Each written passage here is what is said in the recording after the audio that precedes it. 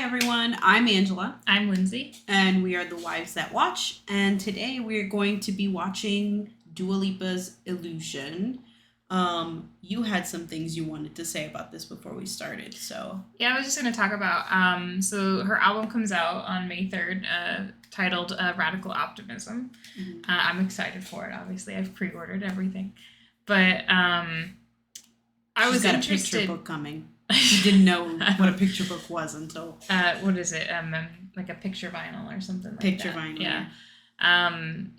And looking at the title, I was actually curious about it because I was like, why is it called Radical Optimism? And I found out a couple things. So radical optimism is kind of just this meaning of like finding like the silver lining in everything. It literally is what it is. So it's literal radical optimism of like, even if you're in a bad situation, you try to find the positive. And then Toxic she positivity. said, well, yeah, kind of. And she said in a press release as well, like talking about like why she named that. She said a friend introduced her to that concept. And she was saying that she really wants this album to be just like free and fun and kind of like full of joy. And so she's like trying to put that radical optimism into just like the way she lives her life. And so I thought that was kind of a fun concept. And I can see that with the singles that she's released. I was about to say, I can't see it. You can't? No. Oh, I think her singles feel so cynical so far. And we'll see, because we are going to read the lyrics of this song. And we want to kind of... I haven't read the lyrics of, like, Houdini and Training Season, but I know the songs pretty well. So we were going to, like, try to find some connections there between whatever she says here and what she said previously. But when thinking about Houdini and Training Season... I can't help but get the feeling she was being cynical. Like, training season's over. Like, I'm not teaching you how to be a good partner. I'm not teaching men how to be a good partner to me. Or, Houdini, I'm going to be gone, you know, if you don't get it together. Oh, you're leaning more into, like, the negative aspects of, like, her kind of telling off the potential love interest. Okay, I can kind of see that, I guess. But maybe it's just the singles. Maybe, like, the rest of the album is that silver linings, toxic positivity. I shouldn't call it toxic positivity. Well, I looked at it more as, like, it was, like, optimism of, like, you know, I know kind of, like, what I'm looking for in life. And so, like... Well, it's like you said, focusing on the good of most situations instead of the bad. Yeah, like, well, I'm going to find the good in the situation, but also not ignoring the bad. I don't think that has to be, like, that you completely blindside, like, red flags. Maybe. Yeah. Like, you're so optimistic you don't see the bad. No, I don't think that's quite the message, but... All right. Well, let's see what she's got to say in this music video, and then we will take pauses to read the lyrics and see what she's saying in the song as well. All right, ready? Mm-hmm.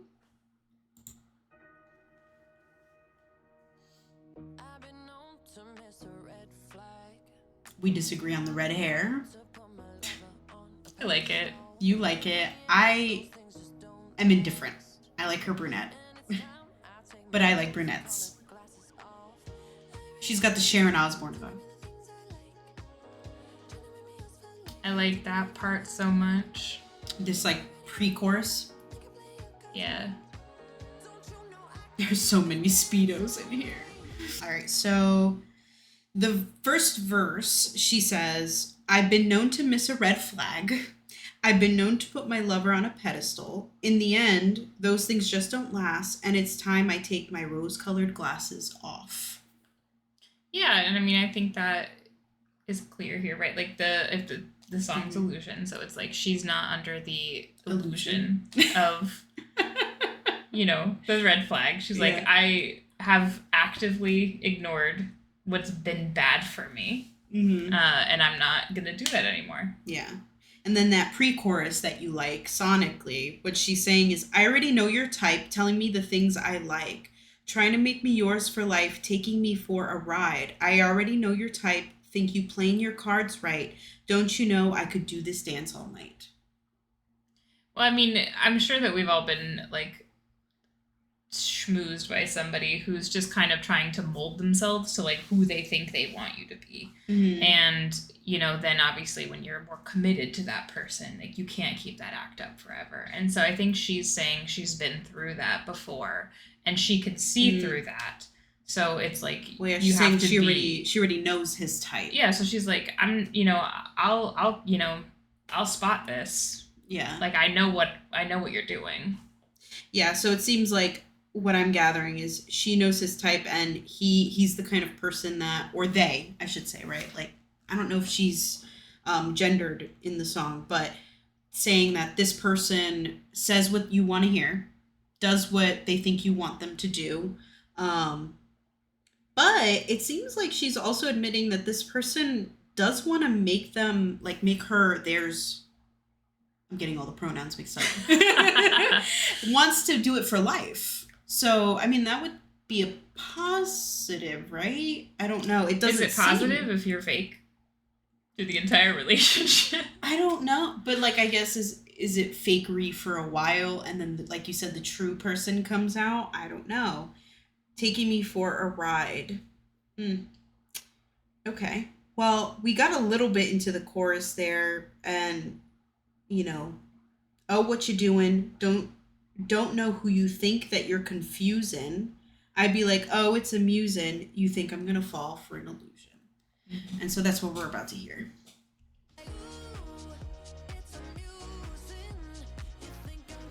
The amount of SPEEDOS. I love that that's the main focus of this video for you.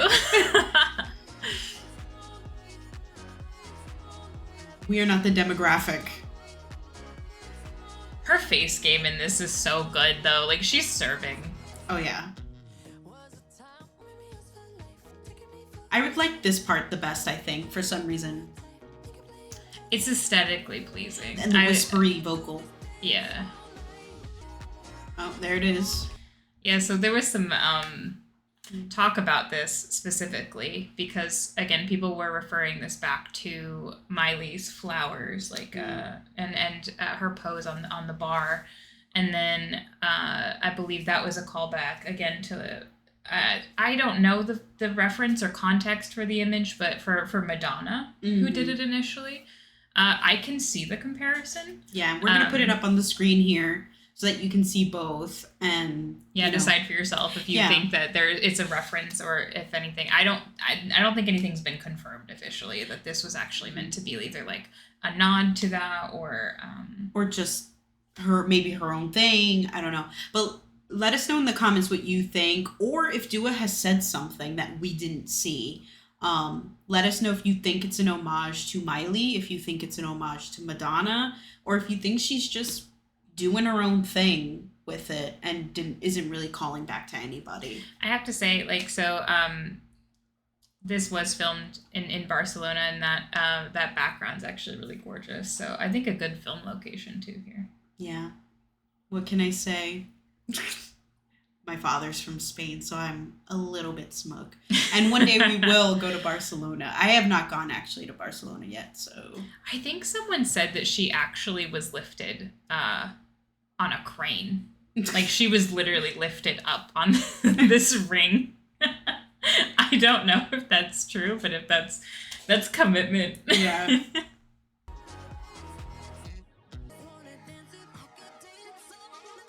So she wants to dance with the illusion that she doesn't want?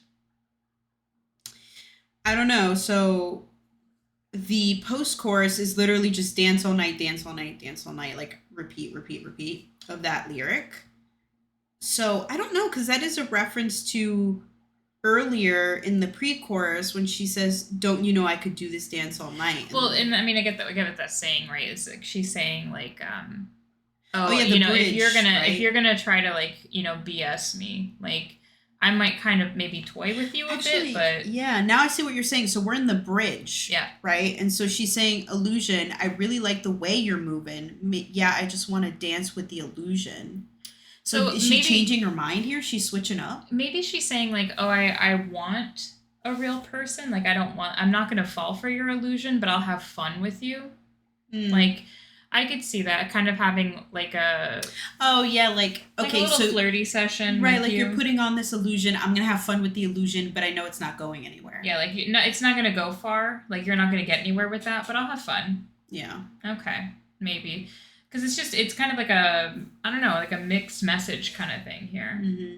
Well, I think what she's like trying to say is, I see you for what you are.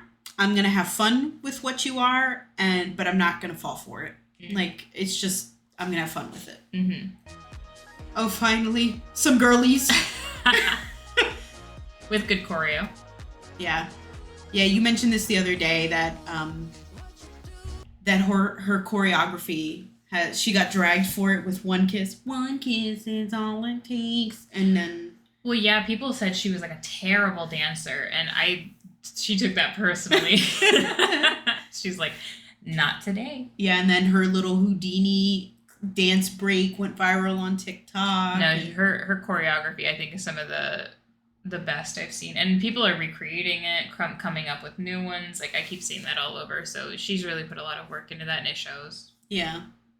That's her little dance break. Her little dance break with Houdini. I love watching those. Like, people just... I've watched, like, 90 people dance that Houdini dance break, but... Mm-hmm.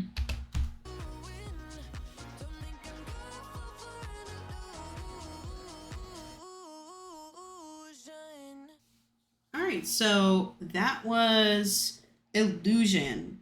Yeah, I think it's pretty simple, like, lyrically. It's a pretty simple story to follow. I think the meaning is pretty clear. It's very clear, yeah. I think the beat is growing on me, and I said growing on me during the reaction because I think I told Lindsey that I like Houdini and Training Season so much that I was not sure if this one was going to land on me right. And I had heard the snippet that Dua put on her socials somewhere because you played it for me. And I was like, I didn't know if it would be my favorite. And I will still say, listening to it, I still think it's my third favorite. I think Houdini's still my top. Training Season's my second.